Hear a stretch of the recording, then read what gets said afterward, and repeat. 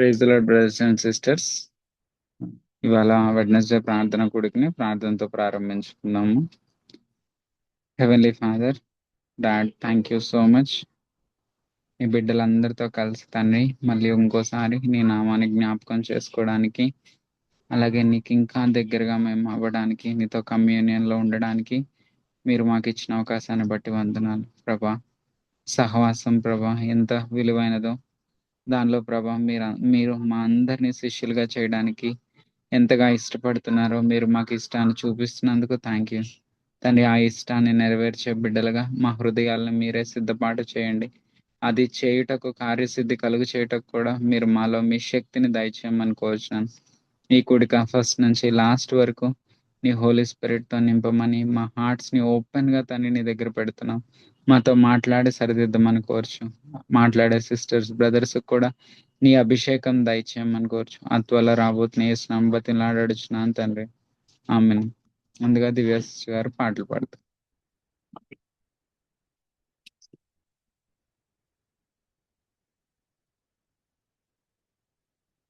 Song number 155.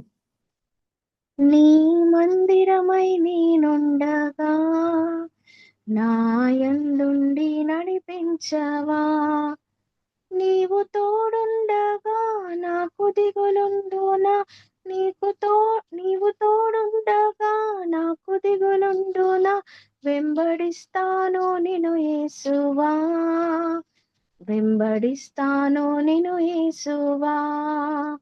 నీవు కోరేటి దేవాలయం నా హృదయం బేగా నిశ్చయం, నీ ప్రత్యక్షత నాకు కలిగించవా, నీ ప్రత్యక్షత నాకు కలిగించవా, నిత్యము నిన్ను స్తుతింతును, నిత్యము నిన్ను స్తుతింతును. నీ మందిరమై నేనుండగా నాయందుండి నడిపించవా, నాడు నిర్మించే దేవాలయం రాజు సొలొమోను బహు సుందరం, అట్టి దేవాలయం నాకు కలిగించవా, అట్టి దేవాలయం నాకు కలిగించవా, నీ కట్టడతో నన్ను నిలుపుమా, నీ కట్టడతో నన్ను నిలుపుమా.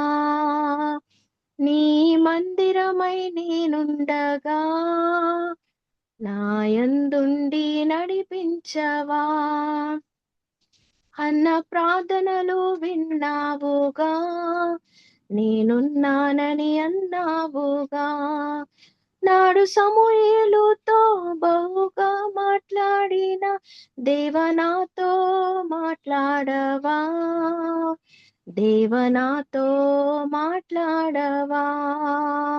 నీ మందిరమై నేనుండగా నాయందుండి నడిపించవా, ఆత్మ సత్యముతో రాధింపగా ఆత్మదేవుడా నేర్పించుమా, మహిమ చూపించుమా నేను దర్శింపను, మహిమ చూపించుమా నేను దర్శింపను, నా నేత్రములు వెలిగించుమా, నా నేత్రములు వెలిగించుమా. నీ మందిరమై నేనుండగా నాయందుండి నడిపించవా, పరలోక ప్రతిబింబమై ధరలోన దీపంబువై, ధరణి వెలిగించుమా కరుణ ప్రసరింపము, ధరణి వెలిగించుమా కరుణ ప్రసరింపుము, కరములతో నిత్యము నడిపించుమా, కరములతో నిత్యము నడిపించుమా. నీ మందిరమై నేనుండగా నాయందుండి నడిపించవా, నీవు తోడుండగా నాకు దిగులుండునా, నీవు తోడుండగా నాకు దిగులుండునా, వెంబడిస్తాను నిన్ను యేసువా, వెంబడిస్తాను నిన్ను యేసువా.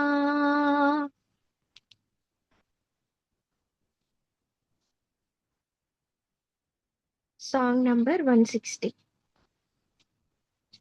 నీవు చేసిన ఉపకారములకు నేనేమి చెల్లింతును, నీవు చేసిన ఉపకారములకు నేనేమి చెల్లింతును.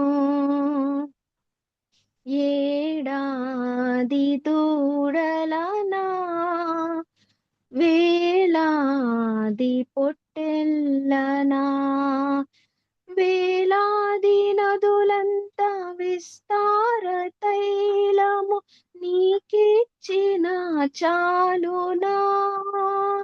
గర్భఫలమైన నా జ్యేష్ఠపుత్రుని నీకిచ్చిన తీరునా. నీవు చేసి ఉపకారములకు నేనేమి చెల్లింతును. మరణ పాత్రుడనియున్న నాకై మరణించితివ సిలువలో, మరణ పాత్రుడనయ్యున్న నాకై మరణించితివ సిల్వలో. కరుణ చూపి నీ జీవ మార్గాన నడిపించుము యేసయ్యా. కరుణ చూపి నీ జీవ మార్గాన నడిపించుము యేసయ్యా. నీవు చేసిన ఉపకారములకు నేనేమి చెల్లింతును. విరిగి నలిగిన బలియాగముగాను నా హృదయమర్పింతును. విరిగి నలిగిన బలియాగముగాను నా హృదయమర్పింతును. రక్షణ పాత్రను చేబూని నిత్యము నిన్ను వెంబడించెదను. రక్షణ పాత్రను చేబూని నిత్యము నిన్ను వెంబడించెదను. నీవు చేసిన ఉపకారములకు నేనేమి చెల్లింతును. Praise the lord.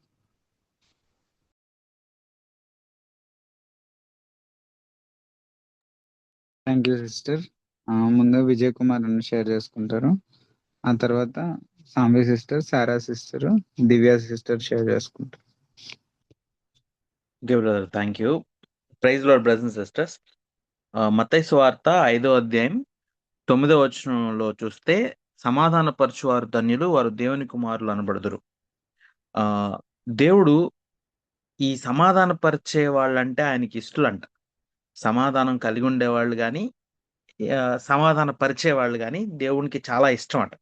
మనం లూకాసు వార్త 2వ అధ్యాయం 14వ వచనంలో చూస్తాం, ఆయనకి ఇష్టలైన మనుషులకు సమాధానం కలుగునుగా. కానీ అయితే ఈ ఈ పీస్ మేకింగ్ అంటే దేవుని కుమారులుగా ఉండే వాళ్ళకున్న ఒక ప్రధానమైన లక్షణం ఏంటంటే, వాళ్ళు సమాధాన పరిచేవారుగా ఉంటారు. సమాధానాన్ని కలిగి ఉండటానికి వాళ్ళు ప్రయత్నించే వాళ్ళుగా ఉంటారు. కుటుంబంలో అంటే సంఘంలో సమాధానపరచటం, సమాధానం కలిగి ఉండటం అనేది ఎందుకంటే మనం సంఘంలో అది చూస్తా ఉంటాం రెగ్యులర్‌గా కానీ, బట్ అది ఒరిజినల్ కాకపోవచ్చు. మనం కుటుంబంలో జరిగే వాటి విషయాల ప్రకారం చూసుకున్నట్టయితే సమాధానం కలిగి ఉండటానికి భార్యాభర్తలు ఎంత తీవ్రంగా ఉన్నారు అనేది చాలా ప్రాముఖ్యమైన విషయం. ఎందుకంటే ఈజీగా వాళ్ళ మధ్య అసమాధానం వచ్చేస్తా ఉంటది. భర్త ఒక ఒపీనియన్ చెప్పినప్పుడు, భార్య దానికి కాదన్నప్పుడు, వాళ్ళిద్దరి మధ్య అవగాహన లోపం వల్ల ఈ సమాధానం లేకపోవడం అనే స్థితి వస్తది. మనం క్రైస్తవులుగా కంపల్సరీగా ఒక కుటుంబంగా, క్రైస్తవ కుటుంబంగా మనం చూడాల్సింది ఏంటంటే, మన కుటుంబంలో సమాధానం ఉండాలి. ఎందుకంటే యేసు ప్రభు తన శిష్యుల్ని ఏర్పరచుకుని పంపించేటప్పుడు ఆయన అన్న మాట ఏంటంటే, సమాధానకర్త ఎవరైనా ఉంటే మీరు ఆ వచనం, ఆశీర్వాద వచనం ఆ ఇంట్లో ఉంటది. లేదంటే మీతో వచ్చేస్తది. అంటే ఏంటి? ఏ కుటుంబంలో అయితే సమాధానం ఉంటదో అక్కడ దేవుని సన్నిధి, దేవుని ఆశీర్వచనం ఉంటది. కాబట్టి కుటుంబాలు కంపల్సరీగా చూసుకోవాల్సింది ఏంటంటే సమాధానం కలిగి ఉండటం. భార్యాభర్తల మధ్య, బంధువులతోనూ, ఇతరులందరితోనూ, నైబర్స్ చుట్టుపక్కల వారితోనూ కంపల్సరీగా మనం సమాధానాన్ని కలిగి ఉండాలి. సమాధానం కలిగి ఉండటానికి రోమీయులకు రాసిన పత్రికలో ఒక మాట ఉంటది. "మీరు చేతనైనంత మట్టుకు సమస్త మనుషులతో సమాధానం కలిగి ఉండండి." చేతనైనంత మట్టుకు అంటే ఏం చేతనవును మనకి అంటే సమాధానం కలిగి ఉండటంలో మన వరకు మనం మన స్వయానికి చనిపోతే ఒకళ్ళేదో అన్నారు మనల్ని. మనం తిరిగి అనకుండా మన స్వయానికి, మన అహానికి మనం చనిపోయినట్లయితే అక్కడ సమాధానం వస్తది. అది కుటుంబంలో భార్యాభర్తల మధ్య కూడా. భర్త కరెక్ట్ చేయడానికి ఒక మాట అన్నాడనుకుంటే, వెంటనే భార్య తను సంజాయిషీ ఇచ్చుకోకుండా తను కామ్ అయిపోతే అక్కడ సమాధానం ఉంటది ముందు. తర్వాత నెమ్మదిగా పరిస్థితి సద్దుమణిగినప్పుడు సమాధానం చెప్పొచ్చు. కాకపోతే మనం ఏం చేస్తామంటే ఇమ్మీడియేట్‌గా మనం వాళ్ళకి క్లారిటీ ఇచ్చేయాలి. నన్ను ఈ మాట అన్నాడు ఆయన నా భర్త. ఇది కరెక్ట్ గాదు. నా గురించి తప్పు ఒపీనియన్‌లో ఉన్నాడు. కాబట్టి ముందు నేనది కరెక్ట్ చేసేయాలనుకుంటది భార్య. లేదు భార్య ఒక మాట అంది. వెంటనే భర్త నేను అది గాదు నేను సరైనోడిని అని చెప్పుకోవడానికి ఆర్గ్యుమెంట్ అన్నమాట. ఎప్పుడు కూడా ఒక వాదన అనేది భార్యాభర్తల మధ్య ఒక వాదన వస్తున్నప్పుడు అది సమాధానాన్ని దూరపరుస్తది. కాబట్టి వాదన రాకుండా చూసుకోవాలి. ఒకరు ఒక మాట అన్నారంటే ఇంకొకళ్ళు కామ్ అయిపోవడమే. మనం ఇది 2 చప్పట్లు కొట్టడానికి 2 చేతులు అవసరమైన విషయాన్ని మనం జాకి బ్రదర్ దగ్గర వింటాం ఇది. ఒకటి ఒకరు మాట్లాడినప్పుడు ఇంకొకరు మాట్లాడకుండా ఆగిపోతే సమాధానం ఉంటది. లేదు ఇద్దరూ మాట్లాడకుండా ఒక పరిస్థితిలో ఇబ్బందికరమైన పరిస్థితుల్లో శోధన సమయంలో ఇద్దరూ మాట్లాడకుండా ఆగిపోతే అక్కడ సహవాసం ఉంటదంట. సో, సమాధానం కంటే ఉన్నతమైంది ఈ సహవాసం. కాబట్టి మనం కుటుంబంలో సమాధానం కలిగి ఉండటానికి చాలా ప్రయాసపడాల్సి ఉంటది. పిల్లల ముందు మనం మాట్లాడుకునే విషయాలు ఇతరులతో కొంతమంది ఏంటంటే క్రైస్తవులుగానే ఉంటారు కానీ ఆహ్, నైబర్స్‌తో దగ్గర విషయాల్లో గొడవకెళ్ళిపోతా ఉంటారు ఈజీగా. మనం అలా ఉండకూడదు. సమాధానానికి మొదట మనం ప్రయత్నిస్తున్నామనేది మన పిల్లలు చూడాలి కంపల్సరీగా. సో, ఈ ఈ ఫిలిప్పీయులకు రాసిన పత్రిక 2వ అధ్యాయం 14వ వచనంలో ఏమనుంటది అంటే, మీరు దేవుని కుమారులగునట్లు సమస్తమైన సంశయములను, సణుగులను మాని అనుంటది. దేవుని కుమారులవ్వాలి అంటే కంపల్సరీగా ఉండాల్సిన లక్షణం ఏంటంటే, మనలో సణుగులు, సంశయాలు ఉండకూడదు. ప్రతి విధమైనటువంటి సణుగులు, సంశయాలు ఏమీ లేకుండా మనం ఉన్నప్పుడు మనం దేవుని కుమారులుగా పిలువబడతాం. ఈ ఈ సణుగులు, సంశయాలు ఈ సణుక్కోవడం ఎందుకొస్తది అంటే, సమాధానం లేకపోతేనే వస్తది. సో, మనం క్రైస్తవ జీవితంలో ప్రాముఖ్యంగా చూడాల్సిన మరొక ఇంపార్టెంట్ థింగ్ ఏంటంటే, సమాధానాన్ని కలిగి ఉండటానికి సమాధానం ఏర్పరిచేవాళ్ళు. అంటే సమాధాన పరిచేవాళ్ళుగా ఉంచాలి. ఒక సిట్యుయేషన్‌లో డిస్టర్బెన్స్ పెరిగిపోతుందనుకున్నప్పుడు మనం సమాధాన పరచటానికి మనం చూడాలి. అది మన వల్ల సమాధానం పోవడం అనేది అస్సలు జరగకూడదు. క్రైస్తవుడిగా మనం ఇది చాలా సీరియస్‌గా తీసుకోవాల్సిన విషయం. అలాగే రోమీయులకు రాసిన పత్రిక అదే 12వ అధ్యాయంలో ఉంటది. ఏమనంటే, మీరు చేతనైనంత మట్టుకు సమస్త మనుషులతో సమాధానంగా ఉండమనన్నాక కంటిన్యూషన్‌లో ఏమని ఉంటది అంటే, పగ తీర్చుట నా పని అని ఉంటది. దేవుడు పగ తీరుస్తాడు. అంటే ఈ సమాధానం లేకుండా ఉండే సందర్భం ఏంటంటే, ఒకడు నన్ను ఓ మాట అన్నాడు. ఇమ్మీడియేట్‌గా అతనికి సమాధానం జెప్పేయాలి. ఇమ్మీడియేట్‌గా అతని మీద ఉన్న కోపం తీర్చేసుకోవాలి అని ఈ యాటిట్యూడ్ ఏం చేస్తదంటే, మనలో ఈ అసమాధానాన్ని క్రియేట్ చేసి వెంటనే వాదనకి దిగేలాగా ప్రొ మనల్ని ప్రేరేపిస్తది. కాబట్టి దీనికి సమాధానం నేను చెప్పకూడదు. దేవుడే దీనికి సమాధానం జెప్తాడు. అన్న వైఖరి మనం కలిగి ఉండాలి. దాన్ని మనం ప్రాక్టీస్ జేయాలి. లేదు ఈ సందర్భంలో కంపల్సరీగా నేను సమాధానానికి మాత్రమే నేను ఫస్ట్ ప్రయారిటీ ఇస్తాను అని ప్రతి సందర్భంలో అనుకోవాలి. అది నేను నిశ్చయించుకున్నాను.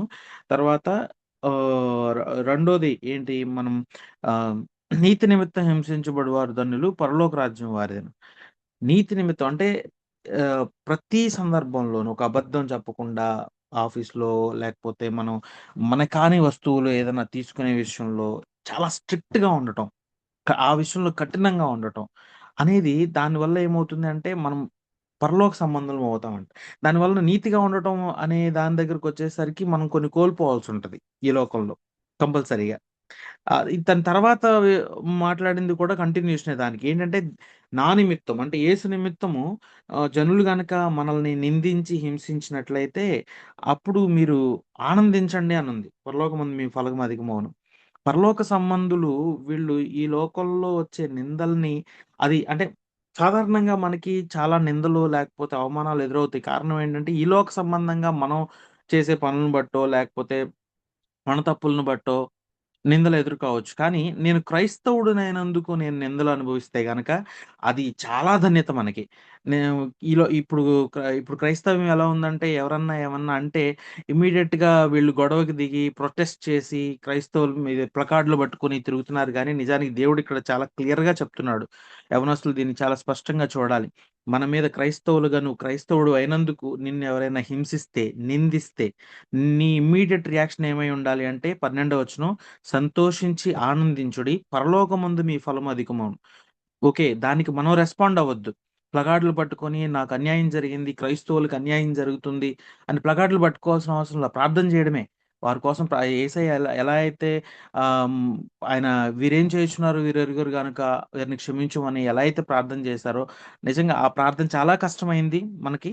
కాకపోతే మన వైఖరి అలా ఉండాలి. ఇమ్మీడియేట్‌గా రియాక్ట్ అవ్వడం మనం మనం అది క్రిస్టియన్‌గా తగదది. క్రైస్తవునికి అసలు తగని విషయం అన్నమాట. ఇమ్మీడియేట్‌గా ఒకరు ఏదన్నా అంటే దానికి దానికి రెస్పాన్స్ ఇవ్వడం. దానికి ఇమ్మీడియేట్‌గా గొడవకి లేతే వాదనకి దిగడం అనేది క్రైస్తవునికి తగని పని. సమాధానాన్ని కలిగి ఉండటానికే మనం ప్రయత్నం జేయాలి. దేవుని నిమిత్తం మనం ఏమైనా ఇబ్బందులు పడ్డామా, లేకపోతే హింసించబడ్డామా చాలా ఆనందించి సంతోషించాలట. ఈ విషయాలు నేను నేర్చుకున్నాను. Thank you brothers and sisters. Praise Lord brothers and sisters.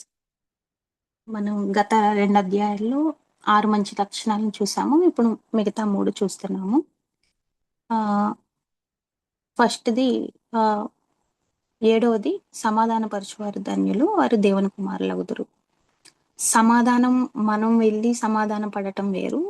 Situation గుండా ఒక ఇద్దరు వ్యక్తుల మధ్య గానీ, ఇద్దరు గుంపుల మధ్య గానీ ఏమైనా అసమాధానమైనటువంటి పరిస్థితులుంటే వాటిని సమాధానపరచటం వేరు.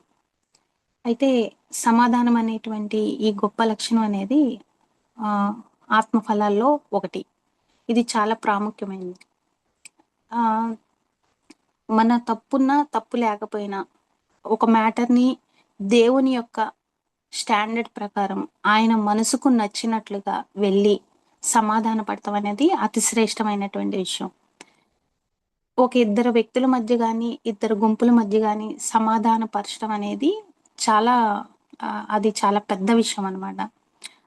దానికి మెచ్యూరిటీ కావాలి. ఈ మెచ్యూరిటీ ఎవరికుంటుందంటే కుమారులకుంటుంది. దేవుని యొక్క కుమారులకుంటుంది. అయితే గతంలో ఒక 1½ ఇయర్ బ్యాక్ మా యొక్క కాలనీలో 2 వర్గాలుంటాయి. ఆ 2 వర్గాల వాళ్ళు నాతో బానే మాట్లాడతారు. అయితే వాళ్ళని వీళ్ళని సమాధానపరచడం అనేది చాలా టఫ్ టాస్క్. ప్రయత్నించాను. కానీ విఫలమయ్యాను. అప్పుడు నేను ఎలా ప్రయత్నించానంటే ఏదో మానవ విషయాలను బట్టి ప్రయత్నించాను. కానీ ఈ యొక్క వాక్యం వింటున్నప్పుడు నాకు దేవుడు ఏం రివీల్ చేశారంటే సమాధానపరచడం అంటే వీళ్ళ గురించి లోపాలు వాళ్ళకి చెప్పకూడదు. వాళ్ళనేటువంటి విషయాలు వీళ్ళకి చెప్పకూడదు. కానీ వీళ్ళనేటువంటి మంచి విషయాలను వాళ్ళకి చెప్పొచ్చు. వాళ్ళనేటువంటి మంచి విషయాలను వీళ్ళకి చెప్పొచ్చు. అలా కూడా సమాధానం అనేది కలుగుతుంది. ఇది కూడా మన జాక్ బ్రదర్ గారి యొక్క ఎక్స్‌ప్లనేషన్స్ అంటే అపోస్తలులైనటువంటి పౌలు గారు కొరింథీలకు గానీ, వేరే ఫిలిప్పీలకు గానీ, ఎవరికైనా గానీ ముందుగా వారి యొక్క మంచి లక్షణాలను చెప్పి, ఆ తర్వాత వారి యొక్క తప్పుల్ని చూపించి సరిచేసుకోవటానికి ఆయన ఎలా అయితే తెలియజేశారో, ఇట్లా సమాధానపరిచే విషయంలో కూడా ఒక వ్యక్తి అన్నటువంటి చెడ్డ మాటలను మరొక వ్యక్తి మధ్య చెప్తే ఆ వైరం ఇంకా పెరిగిద్ది. కానీ ఏదో ఒక మంచి లక్షణం ఒకటి చెప్తారు.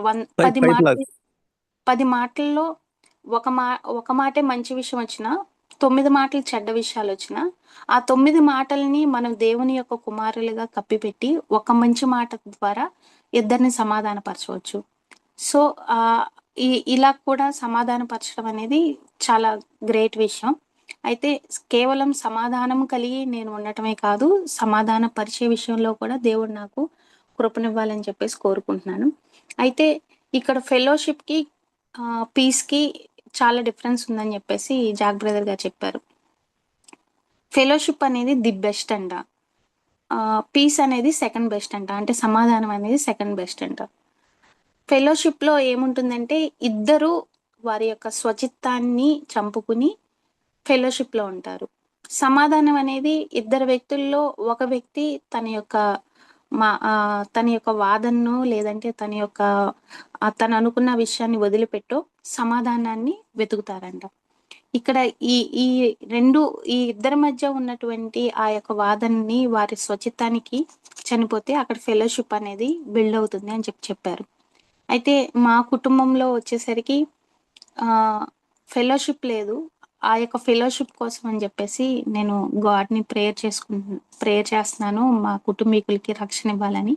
ఈ విషయంలో కూడా సంఘస్థులు మా కుటుంబం యొక్క రక్షణ కొరకు ప్రేయర్ చేయమని రిక్వెస్ట్ అడుగుతున్నాను. అయితే ఇక్కడ శక్యమైనంత వరకు సమాధానం కలిగి ఉండండి. రోమా 12:14 ప్రకారం. నిజంగానే అవతల వ్యక్తి ఎటువంటి ఉద్దేశాలతో ఉంటారో మనకైతే తెలీదు గానీ, మనం వెళ్లి మన తప్పును మాత్రం 100% దేవుని యొక్క స్టాండర్డ్ ప్రకారం వెళ్లి సమాధాన పడటం అనేది చాలా ప్రాముఖ్యమైనది. అవతల వ్యక్తి రిసీవ్ చేసుకున్నారు, చేసుకోరు అన్న విషయాన్ని బట్టి మనకి సంబంధం లేదు గానీ, మనం దేవుడి దృష్టిలో మాత్రం ఖచ్చితంగా ఆ యొక్క మ్యాటర్‌ని సెటిల్ చేసుకోవడం అనేది ప్రాముఖ్యమైనది. దీన్ని స్టార్టింగ్ దశలో నేను ఉన్నప్పుడు సీఎఫ్‌సీకొచ్చిన కొత్తలో ఉన్నప్పుడు ఈ విషయంలో నేను స్ట్రగుల్ ఫేస్ అవుతుంటే ఇదే విషయాన్ని గురించి జాక్ బ్రదర్ గారు ఒక ఎగ్జాంపుల్ చెప్తారు. యేసుక్రీస్తు ప్రభువారు అందరితోనూ సమాధానంగా ఉన్నారు. పరిసయ్యులను కూడా ప్రేమించారు. పరిసయ్యులతో కూడా సమాధానంగా ఉన్నారు. కానీ వాళ్ళతో ఫెలోషిప్ చేయలేదు. అంటే అవతల వ్యక్తుల రెస్పాన్స్‌ని బట్టి కూడా మన యొక్క ఫెలోషిప్ అనేది ఆధారపడి ఉంటుంది అన్న విషయాన్ని కూడా నేను తెలుసుకున్నాను. ఇక్కడ దేవుని యొక్క సమాధాన పరచువారు దేవుని యొక్క కుమారులు. అంటే పిల్లలని అంటలేదు, కుమారులు. కుమారులు అంటే ఆ స్టేజ్‌కి ఒక మెచ్యూరిటీ స్టేజ్‌కి అనేది ఖచ్చితంగా వెళ్ళాలి అన్న విషయాన్ని నేను ఈ వచనం ద్వారా ఎంకరేజ్ అయ్యాను. 8వది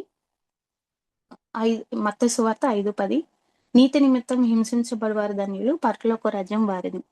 నిజంగా నీతి కోసం నిలబడితే అంటే దేవుని యొక్క నీతి, దేవుని యొక్క స్టాండర్డ్స్ కోసం గనుక మనం నిలబడితే ఖచ్చితంగా వ్యతిరేకతలనేవి ఖచ్చితంగా వస్తాయి.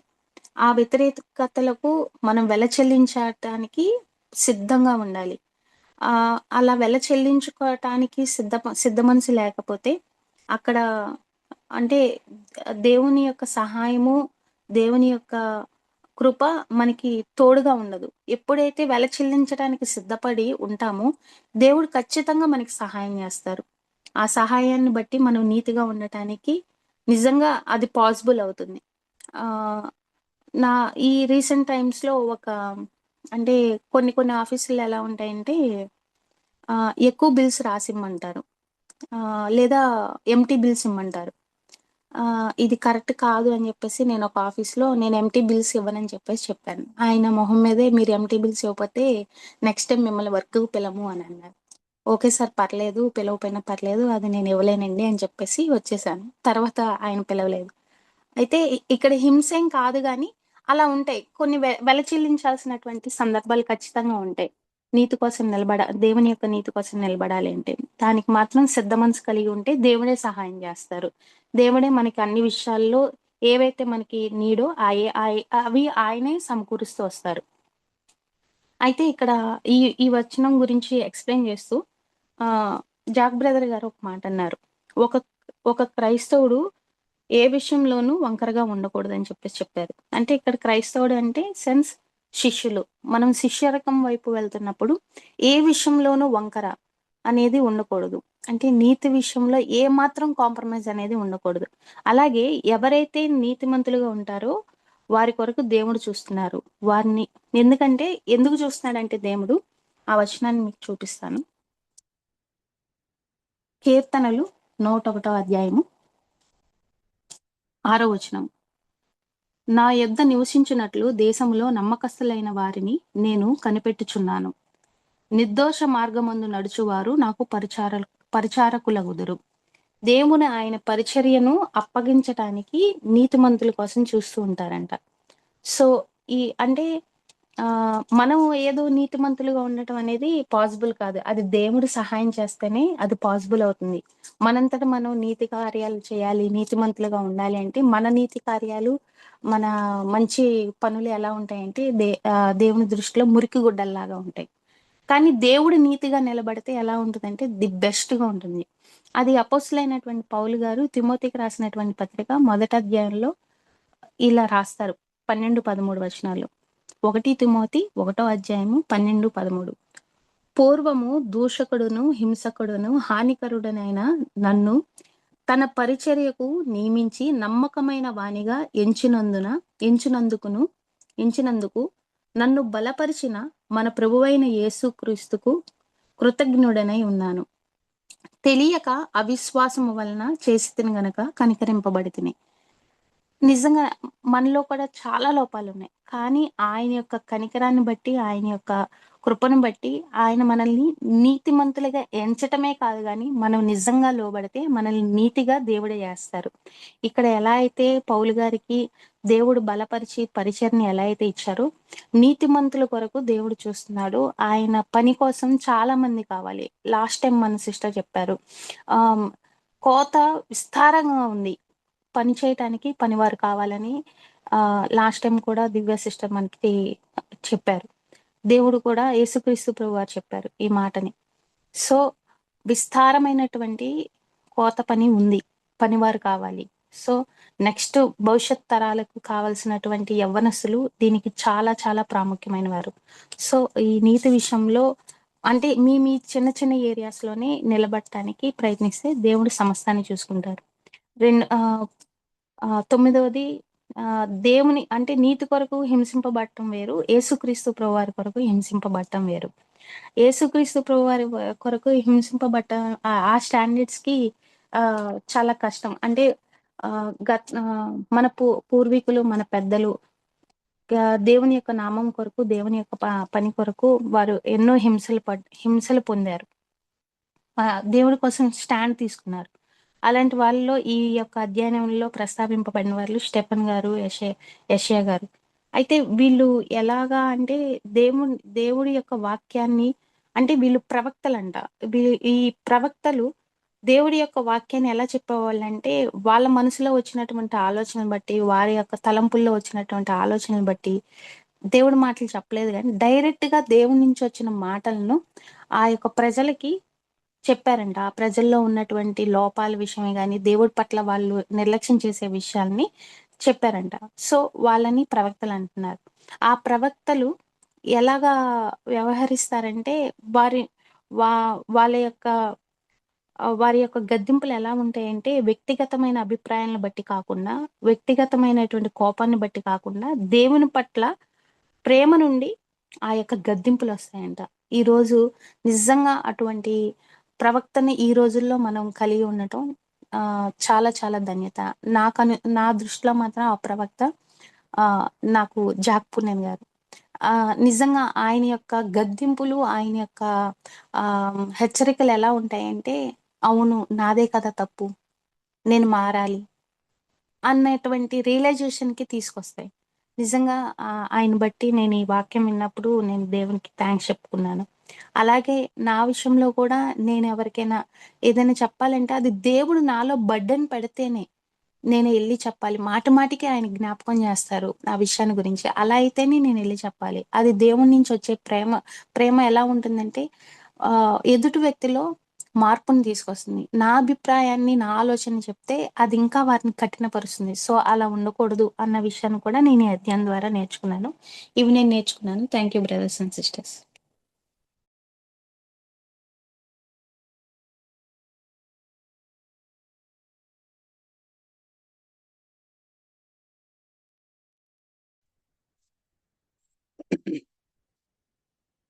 Praise Lord brothers and sisters. ఈ వారం మన ధ్యానాంశంలో యేసు బోధించినదంతయు 13వ భాగానికి వచ్చాము. కొండ మీద ప్రసంగంలో మనకు ఉండాల్సిన 9 సరైన వైఖరులు యేసు ప్రభువు బోధించారు. గత 2 వారాల్లో 6 వచనాలు మనం ధ్యానం చేశాము. ఈ వారం మనము 9, 10, 11 వచనాలని అధ్యయనం చేసుకుంటున్నాం. 9వ వచనంలో సమాధాన పరచువారు ధన్యులు, వారు దేవుని కుమారులు అనబడతారు. మనల్ని మనం దేవుని కుమారులని పిలుచుకోవటం కాదు, కానీ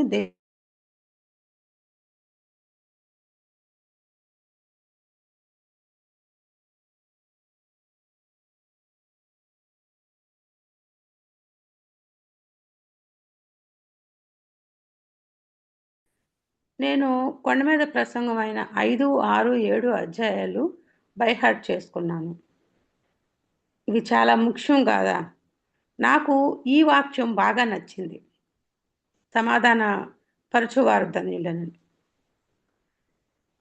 అయితే నేను దీని గురించి చాలా రోజులుగా ప్రేయర్ చేసుకున్నాను. ముందు ఇంట్లోనే నేను ప్రయత్నాలు మొదలుపెట్టాను. సమాధానం కొరకు చాలా విషయాల్లో నేను మౌనంగా ఉండటం అలవాటు చేసుకున్నాను. నాకు ఈ మాట గుర్తుకొస్తుంది, నేను సమాధాన పరుచుకోవాలి ఈ సిచ్యుయేషన్లో. అది ఎటువంటి సిచ్యుయేషన్ అయినా కానీ, అవతల వాళ్ళు తప్పైనా సరే నేను మౌనంగా ఉండి ముందు సమాధాన పరుచుకోవాలి. అది దేవుడు ఇష్టపడతాడు. అట్లాగే ఇంట్లో పనిచేసే 2 నా స్టాఫ్ అసిస్టెంట్స్, వాళ్ళు గతంలో తప్పులు చేసినప్పుడు, అబద్ధాలు చెప్పినప్పుడు, నేను చేయొద్దని పని చేసి నష్టపరిచినప్పుడు నేను వాళ్ళ మీద గతంలో సీరియస్ అయ్యేదాన్ని. సమాధానం పోయేది ఇంట్లో. కానీ దేవుడు ఈ వాక్యం ద్వారా నాలో మార్పు తీసుకొచ్చారు. నేను సమాధాన పరుచుకునే దానిలాగా ఉండాలి అని అనుకుంటూ ముందుకెళ్తున్నా. ఇప్పుడు వాళ్ళతో కూడా నాకు సమాధానం వచ్చింది. నేను మౌనంగా ఉండటము, హ్యాండిల్ చేసుకోవటము, ఎక్కడ కోపం ప్రదర్శించుకోకుండా ఆ కొంచెం ఆ కంట్రోల్ అనేది నాకు దేవుడు అనుగ్రహించారు. ఫిలిప్పీలకు రాసిన పత్రికలో సణుగులు సంశయములు మాని సమస్త కార్యములు చేయుడి, జీవవాక్యమును చేత పట్టుకొని లోకమందు జ్యోతుల వలె కనపడుచున్నారని చెప్పబడింది. అంధకారంతో నిండి ఉన్న లోకంలో సణుగులు గొణుగులు లేకుండా ఉంటేనే మనం ఆ జ్యోతులుగా ఉంటామంట. సణుగులు గొణుగులు ఉన్నవాళ్ళు చీకటి సంబంధులు, అంధకార సంబంధులు. సమాధాన పరిచే వాళ్ళు ఎప్పుడూ కూడా వెలుగు సంబంధులుగానే ఉంటారు. మనం ఆ జ్యోతులుగా ఉండాలి. లూకాసు వార్త 10వ అధ్యాయంలో ప్రభువు ఇద్దరిద్దరు చొప్పున 70 మందిని ఆయన వెళ్ళబోయే చోటుకి ముందుగా పంపిస్తారు. అప్పుడు ఆయన వాళ్ళతో అంటారు, మీరు ఏ ఇంటైనా ప్రవేశించినప్పుడు ఆ ఇంటికి సమాధానం మగును కాక అని మొదలు చెప్పండి. సమాధాన పాత్రుడు అక్కడ ఉండిన ఎడల మీ సమాధానం అతని మీద నిలుస్తుంది, లేని ఎడల అది మీకు తిరిగి వస్తుందని చెప్తారు. సమాధానం ఉన్న ఇంట్లోనే దేవుడు నివసిస్తాడు. ఇది మనం గుర్తుపెట్టుకోవాలి. అప్పుడు సమాధానం కోసం మనం పాకులాడతాం. 2 చేతులు కలిస్తేనే శబ్దం వస్తుంది. ఇద్దరు మౌనంగా ఉంటే అందులో ఒక్కళ్ళు మౌనంగా ఉన్నా అప్పుడు ఆ ఇంట్లో సమాధానం ఉంటుంది. ఒక్కరు తమ స్వచిత్తానికి చనిపోయినా ఆ ఇంట్లో సమాధానం ఉంటుంది. ఇద్దరూ తమ హక్కులు వదులుకొని స్వచిత్తానికి చనిపోతే అక్కడ సహవాసం ఉంటుంది. అలాగనే మీ చేతనైనంత మటుకు సమస్త మనుషులతో సమాధానంగా ఉండండి అని మనకి ప్రభు రోమాపత్రికలో చెప్పారు. ఎదురు వాళ్ళు వాదనకు దిగినప్పుడు మనం టాపిక్ మార్చాలని జాక్ బ్రదర్ గారు చెప్పారు. ఇది నేను ప్రాక్టీస్ చేసుకోవాలనుకుంటున్నాను. అది గుర్తుపెట్టుకోవాలి. అప్పుడు ఆ టైంకి మన స్వచిత్తానికి మనం చనిపోతే సమాధానం పొందుకోవటం తేలికవుతుందని తెలుసుకున్నాను. ప్రతిరోజు స్వచిత్తానికి చనిపోవటం కోసం నేను ప్రేయర్ చేసుకుంటున్నాను. అట్లాగే సామెతల గ్రంథంలో 16వ అధ్యాయంలో ఒకరి ప్రవర్తన యెహోవాకు ప్రీతికరమగునప్పుడు ఆయన వాని శత్రువులను సహా వానికి మిత్రులుగా చేయును అని వాక్యం ఉంది. 2020లో దేవుడు నాకు ఈ వాక్యాన్ని ఇచ్చారు. మాకు ఇవ్వాల్సిన డబ్బులు మా వారి స్నేహితుడు ఇవ్వమని చెప్పినప్పుడు మేము చాలా బాధపడ్డాం. ఎందుకంటే అది మాకు చాలా పెద్ద అమౌంట్. అయితే మేము వాళ్ళతో గొడవలు పడలేదు. ఎందుకంటే మనం క్రిస్టియన్స్మి, మేము క్రిస్టియన్స్ అని అందరికీ చెప్పుకున్నాము. ఇప్పుడు మేము గొడవ పడితే అది మా దేవుడికి అవమానం. కాబట్టి మేము మౌనంగానే ఉన్నాము. కానీ ప్రార్థన చేసుకున్నాము రోజు. అది మాకు పెద్ద అమౌంట్, డబ్బులు అవసరం. సమాధానకర్త అయిన మన దేవుడు సమాధానకరంగానే మాకు ఆ డబ్బు మొత్తం వాళ్ళతోనే మాకు ఇప్పించాడు. మనం దేవునికి లోబడి ఉంటే ఆయనే మనకి సహాయం చేసి మన కార్యం నడిపిస్తారని కూడా నేను నా అనుభవంలో తెలుసుకున్నాను. మనం ఇంట్లోనూ, మనం పనిచేసే చోట, మన ఆఫీసుల్లో, ఇరుగు పొరుగు వాళ్ళతో, బంధుమిత్రులతో, సంఘంలో అన్ని చోట్ల సమాధానం కలిగి ఉండాలి. సమాధానం కోసం అన్ని చోట్ల మనం ప్రయత్నించుకుంటూనే ఉండాలి. గొడవలు పడే వాళ్ళు ఎప్పుడూ కూడా సాతాను బిడ్డలే. నీతి నిమిత్తం హింసించబడేవారు ధన్యులు, పరలోక రాజ్యం వాళ్ళది. మనం నీతి కొరకు ఆకలి తప్పులు కలిగి ఉండాలని నేర్చుకున్నాము. హక్కుల కోసం పోరాడకూడదని నేర్చుకున్నాము. అయితే నీతిగా జీవించాలనుకునే వాళ్ళు ఈ లోకంలో హింసించబడతారు. అది ప్రభు మనకి హెచ్చరిక చేశారు. తిమోతికి వ్రాసిన 2వ పత్రికలో క్రీస్తు యేసునందు సద్భక్తితో బ్రతకను ఉద్దేశించిన వారందరూ హింస పొందుదురు. వ్యాపారాల్లో, ఉద్యోగాల్లో తప్పు చేయాల్సిన పరిస్థితి వచ్చినా కూడా మనం తప్పు చేయకూడదు. నీతి కొరకే నిలబడాలి. మనం ఎదుర్కొంటున్న అనేక శ్రమలు, అనేక సమస్యలు ఉంటాయి రోజువారీ. అవి మనకు అసలు శ్రమలు కావు. అవి చిన్న చిన్న దోమకాటలు వంటివని జాక్ బ్రదర్ గారు చెప్పారు. ఇది నేను ఎప్పుడు గుర్తుపెట్టుకుంటున్నాను. ఇప్పుడు 2 ఏళ్ల క్రితం మనం దీన్ని అధ్యయనం చేసుకున్నాము, ఈ ఈ భాగాన్ని. ఈ 2 ఏళ్ల నుంచి నేను ఆ దోమకాటుని ప్రతిసారి, ప్రతి శ్రమ వచ్చినప్పుడు ఇదేంటి పెద్ద శ్రమ కాదు, ఇది దోమకాటు అని చెప్పి అనుకున్నప్పుడు నాకు చాలా అది తేలిక పడిపోతున్నా. నేను తేలిక పడిపోయి రిలీఫ్ వస్తుంది. తర్వాత మళ్ళీ అది ఎలాగో సాల్వ్ అయిపోతుంది. ఇది చాలా ఎంకరేజింగ్ వర్డ్. దోమకాటు లాంటిదని మనం అనుకోవాలి. అవినీతిలో ఉన్న వాళ్ళకి హింస ఉండదు. ఆ మార్గాన్ని వ్యతిరేకించే వాళ్ళకే ఇబ్బందులు వస్తాయి. కానీ వాళ్ళకి దేవుని రాజ్యం దక్కుతుంది. ఇట్లాంటి పరిస్థితులు మనకు వచ్చినప్పుడు దేవుడు మనల్ని పరీక్షిస్తాడు. మనం ఎప్పుడు గెలిచే వాళ్ళంగానే ఉండాలి ఆయన పెట్టే పరీక్షలో. పేతురు రాసిన 1వ పత్రికలో ఉంటుంది, పరీక్షిస్తాడు దేవుడు అని చెప్పి. నేను దేవుడిని ఒకటే అడుగుతాను, ప్రభా నువ్వు నాకు పరీక్ష పెట్టినప్పుడు దానిలో నేను పాస్ అవుతానికి కూడా నువ్వే నాకు సహాయం చెయ్యి, నాకు శక్తినివ్వు. ఎందుకంటే నా మీద నాకు నమ్మకం ఉండదు. జాక్ బ్రదర్ గారు ఉద్యోగం చేసేటప్పుడు ఈ పరీక్షలో గెలిచారు కాబట్టే దేవుడు ఎంత గొప్ప పరిచర్యని ఆయనకి ఇచ్చారు. తర్వాత 11వ వచనంలో నా నిమిత్తం జనులు మిమ్మల్ని నిందించి హింసించి మీ మీద అబద్ధముగా చెడ్డ మాటలెల్లా పలుకున్నప్పుడు మీరు ధన్యులు అని ప్రభువు చెప్పారు. 10వ వచనంలోనేమో నీతి కొరకు హింసించబడతారు. ఇది వేరు, ఇది ప్రభువు కొరకు. కొంచెం డిఫరెన్స్. నీతి కొరకు అన్యులు కూడా నిలబడతారు. చాలా చూసాం మనం. లంచాలు తీసుకోకుండా ఉన్న వాళ్ళని మారుమూల నీళ్ళు లేని ప్రాంతాలకు ట్రాన్స్ఫర్లు చేయటము, కొంతమంది చంపించటం లాంటి అనేకం చేస్తారు. ఉద్యోగాల విషయంలో అయినా, రాజకీయాల విషయంలో అయినా నీతి కొరకు నిలబడ్డ అన్యులు కూడా వాళ్ళు ఇట్లాంటి సమస్యలు ఎదుర్కొని హింసించబడి ఉన్న వాళ్ళని మన సంఘటనలు అనేకం నేను చూశాను నా జీవిత అనుభవంలో. అయితే ఇక్కడ మనం యేసుక్రీస్తు కొరకు హింసించబడతామని చెప్పబడింది. అది నా విషయంలో మా బంధువులు, స్నేహితులు 99% హిందువులుగానే ఉన్నారు. మేము ప్రభువుని నమ్ముకున్న తర్వాత కొంతమంది దగ్గర బంధువులు, స్నేహితులు నన్ను నిందించారు. కొంతమంది ముఖం మీద అన్నారు, కొంతమంది నా వెనకమాలు చెప్పుకున్నారు. అవి కూడా నాకు తెలిసేవి. అయితే ప్రతిసారి నేను ఈ వాక్యమే గుర్తు చేసుకున్నా. నేను ఎవరితోటి నేను అపోజ్ చేయలేదు, వాళ్ళని ఖండించలేదు. వాళ్ళు మాట్లాడినప్పుడు మౌనంగానే ఉన్నాను. నేను ఈ వాక్యం గుర్తు తెచ్చుకునేదాన్ని. నేను మాటలు పడ్డా పర్వాలేదు, దేవుడు ముందే చెప్పాడు, ఇది నేను ధన్యురాలనే కదా అని అనుకునేదాన్ని. ఎవరిని హింసలు పెట్టినా కూడా మనం క్రీస్తు బిడ్డలమని ధైర్యంగా చెప్పుకోవాలి. క్రీస్తు మార్గంలోనే జీవించాలి.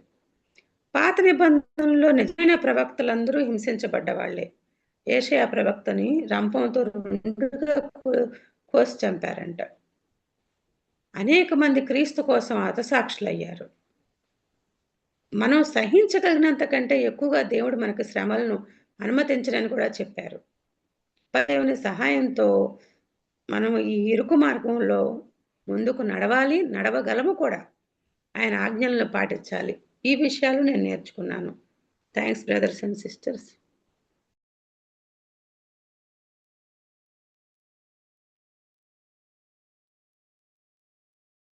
ఒకటో తిమోతి 4:15 నీ అభివృద్ధి అందరికీ తేటగా కనబడు నిమిత్తము వీటిని మనస్కరించుము. వీటి యందే సాధకము చేసుకొనుము. ఇంగ్లీష్లో 1 Timothy 4:15 Take pains with these things, be absorbed in them, so that your progress will be evident to all. Pay close attention to yourself. Preserve in these things, for as you do, this will save both yourself and those who hear you.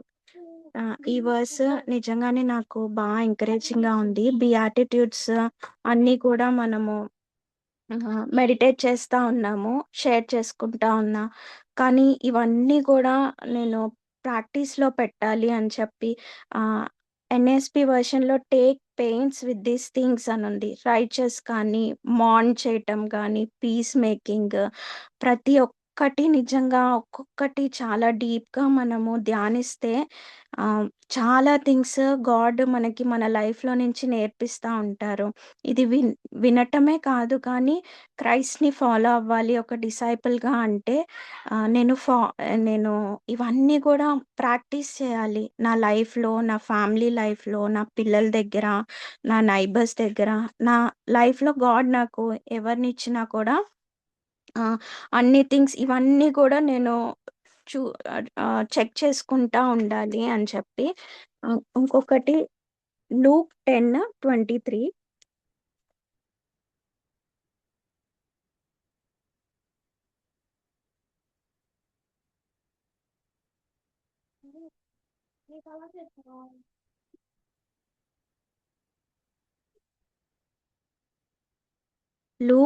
లూకా సువార్త 10:23 అప్పుడు ఆయన తన శిష్యుల వైపు తిరిగి, మీరు చూచుచున్న వాటిని చూచు కనులు ధన్యములై ఉన్నవి. ఇవన్నీ నిజంగా చాలా థింగ్స్ మనం తెలుసుకున్నాము.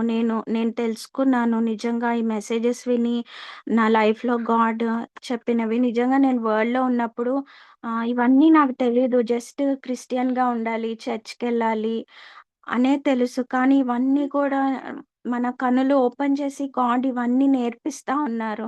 సో, నేను నిజంగా నా లైఫ్‌లో ప్రాక్టీస్ చేస్తున్నానా లేదా అనేది ప్రతి టైము నేను చెక్ చేసుకుంటా ఉండాలి. ఇవి చాలా important things. Even earthly things కంటే, భూ సంబంధమైన వాటికంటే ఇవి చాలా వాల్యుబుల్ థింగ్స్. గర్ల్స్‌గా అయితే బంగారం కానీ, ఏ ఇంపార్టెంట్ చాలా థింగ్స్ ఉంటాయి విమెన్స్‌గా. కానీ వీటన్నిటికంటే నిజంగా గోల్డ్ అయితే బీరువాలో దాచుకుంటా. నా చెవు సీల్ ఒక్కటి పోయినా గూడా అమ్మో! గోల్డ్ అని చెప్పేసి దాస్తా ఉంటాం. కానీ ఇవి ఇంకా చాలా ట్రెజర్స్, చాలా డైమండ్ కంటే valuable treasures, heavenly things God మనకి రివీల్ చేస్తా ఉన్నారు. ఇవన్నీ నేను గట్టిగా పట్టుకోవాలి. గోల్డ్ ఎర్త్‌లీ థింగ్స్‌కి కంటే నేను హెవెన్లీ థింగ్స్ గట్టిగా పట్టుకోవాలి. ఆ హెవెన్లీ థింగ్స్‌లో నేను ప్రాక్టీస్ చేయదగినవి ఏంటి అంటే నా లైఫ్‌లో గాడ్ ఇచ్చిన ఎర్త్ మీద లైఫ్‌లో ఇవన్నీ కూడా ప్రాక్టీస్ చేయటము, ఆయనని మహిమపరచడం నా లైఫ్‌లో నుంచి అని చెప్పి. అయితే లూక్ 10లోనే కింద అంతా చెప్పినప్పుడు ఇక్కడ 25లో గూడా లాయర్ నుంచొని ఆహ్, అడుగుతారు. Ah, teacher what shall I do to inherit eternal life అంటే ఇక్కడ కింద చెప్తా ఉంటారు Jesus. You shall love the Lord your God with all your heart, with all your soul, with all your strength and with all your mind and your neighbour as yourself. నిజంగా నేను నా heart మొత్తము, నా నా interest మొత్తము, నా బలం మొత్తం, నా మైండ్ మొత్తం ప్రతి ఒక్కటి నేను పెట్టి ఇవన్నీ గూడా నేను చెయ్యాలి. ఊరికే నేను వినేసి ఓకే. ఇది నేను చెయ్యాలి అని రూల్‌లా పెట్టుకోవటం కంటే నేను దేవుడిని లవ్ చేస్తున్నాను అని క్రియా రూపంలో చూపించటానికి ఆయన చేసిన దానికి నిజంగా నేనేమి చేయలేను. అంటే ఒక 1.1% కూడా నేను బ్యాక్ ఇవ్వలేను. కానీ నిజంగా మనకున్నదంతా గాడ్ ఇస్తే దాన్ని గాడ్ నిజంగా ఆఫరింగ్ యాక్సెప్ట్ చేస్తారు అని నేను నమ్ముతున్నా. అయితే నా హార్ట్ మొత్తం, నా సోల్, స్ట్రెంగ్త్, మైండ్ ప్రతి ఒక్కటి కూడా అంటే పేయింగ్ ద ప్రైస్ గురించి కూడా జాక్ బ్రదర్ చెప్తా ఉంటారు. నేను పే చేయాలి ప్రైస్. దాంట్లో కొన్ని టఫ్ టైమ్స్ ఉంటాయి. నాకిష్టం లేని టైమ్స్ ఉంటాయి. కష్టమైన టైమ్స్ అన్ని థింగ్స్ ఉంటాయి. కానీ నేను గాడ్‌ని లవ్ చేస్తున్నాను అని, ప్రేమిస్తున్నానని ఒక క్రియా రూపంలో నేను చూపించటానికి ఆహ్, చూడాలి అని చెప్పి నేను నేర్చుకున్న. Earthly things, heavenly things difference కూడా మనం తెలుసుకోవాలి అని చెప్పి.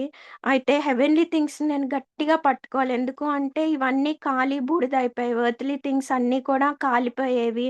అవన్నీ నేను సమకూర్చుకుంటా ఉంటే గాడ్ వచ్చే టైంకి గడ్డి, కొయ్య అవన్నీ కూడా కాలిపోతాయి ఫైర్‌లో పెట్టినప్పుడు. కానీ నేను ఇవన్నీ ప్రాక్టీస్ చేస్తా. గాడ్ గురించి నుంచుంటా. ఆహ్, ఆయన ఆయన గురించి నేను ప్యూర్‌గా, హోలీగా ఉన్నప్పుడు ఆయనొచ్చే టైంకి అన్ కాల్చబడితే అప్పుడే చిన్నదైనా గూడా అది బంగారంలాగా ఉంటది అని చెప్పి. సో, హెవెన్‌లీ థింగ్స్‌ని నేను గట్టిగా పట్టుకోవాలి అని నేను నేర్చుకున్నాను. ఇవన్నీ కూడా ప్రాక్టీస్‌లో పెట్టాలి. ఇవి విడిచిపెట్టేసేవి కాదు. నా లైఫ్ లాంగ్ ఎండ్ దాకా ప్రాక్టీస్‌లో నమ్మకంగా నేను పెట్టాలి అని చెప్పి నేను నేర్చుకున్నా. Praise the Lord brothers and sisters. Thank you sister. Thank you brother.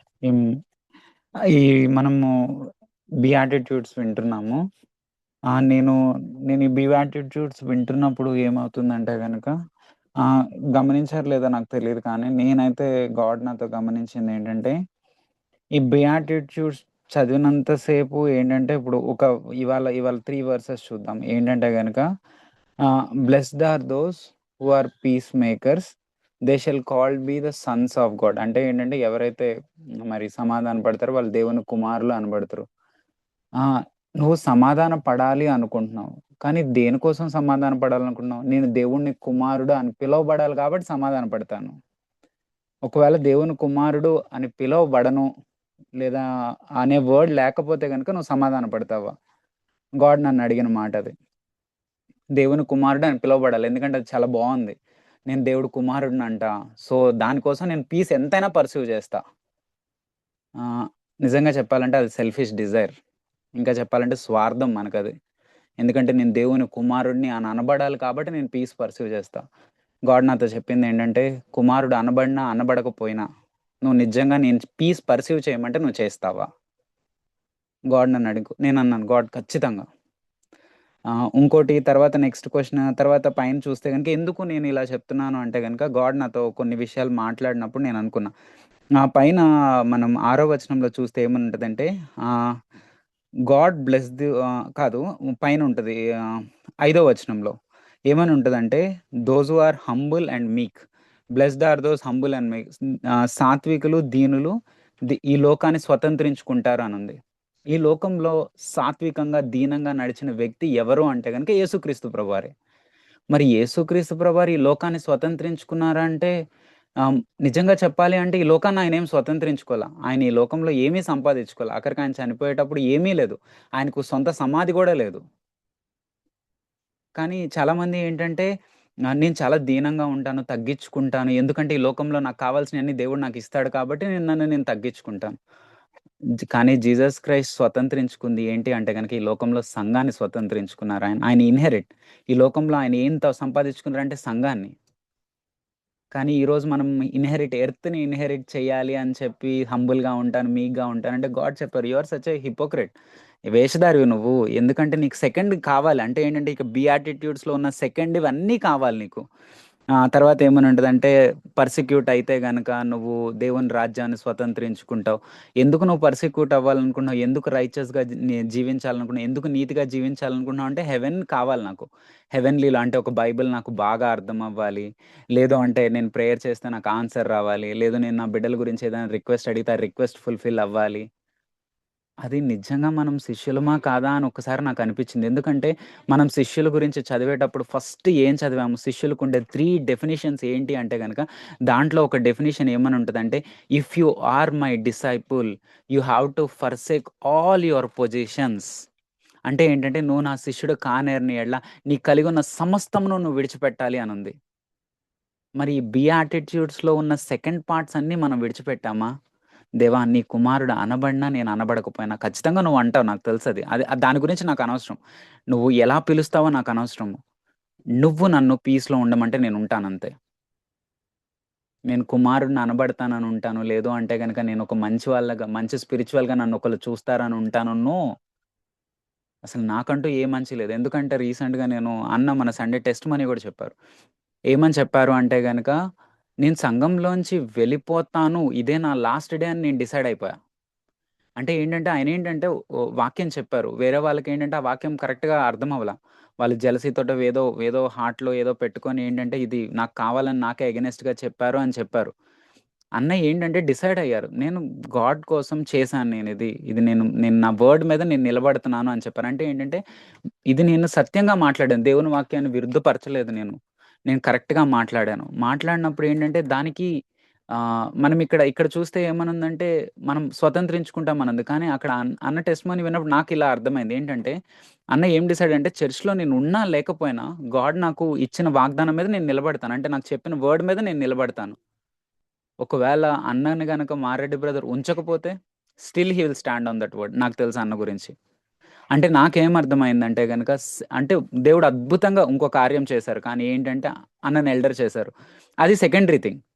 కానీ ఏంటంటే మనం ఆలోచించాలి. ఏంటంటే ఈ యాటిట్యూడ్స్ చదువుతున్న ప్రతిసారి అంటే పీస్ పర్సీవ్ చేసేదెందుకు? నాకు పీస్ కావాలి కాబట్టి. అంటే ఏంటంటే నా వైఫ్‌తో నేను పీస్‌లో ఉండేది ఎందుకంటే ఫ్యామిలీలో నాకు పీస్ కావాలి కాబట్టి. అలా కాదు. గాడ్ నేను నిన్ను గనపరచాలి కాబట్టి నేను సమాధానంలో ఉంటాను. ఇంకోటి ఏంటంటే, లోకంలో దేవుడెక్కడ సమాధానంగా లేరు. ఎందుకంటే నేనొక మాట చూపిస్తాను. మనం వర్స్‌తో కంపేర్ చేయాలి. ఒక వర్స్ విని అలాగే బ్లైండ్‌గా ఎళ్ళకూడదు. ఎందుకంటే మనం చాలా మోసపోతాము.